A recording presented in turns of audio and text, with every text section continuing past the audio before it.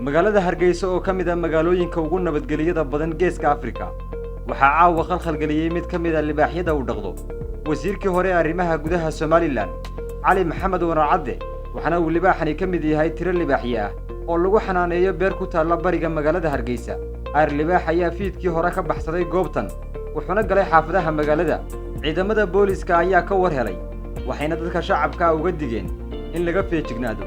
isla markaasina cidii aragtay ay la soo socotiiso ciidamada booliska libaaxan ayaa haweeney ka soo jeeda qowmiyadda Oromada wuxuu ku dhaawacay xaafadaha magaalada waxana dhaawaca haweeneyda lagu dabiibaya isbitaalka weyn ee magaalada Hargaysa mid kamid ah heladeeda oo warbaahinta la hadashay ayaa sheegtay in haweeneydu ay joogtay xaafadeeda markii uu libaaxu cunayay inta badan bulshada magaalada ayaa caawa xilli hore ka hooyday magaalada cabsi laga qabo inuu waxyeelo kala geysto libaaxu booliiska ayaa weli ku raad jooga libaaxa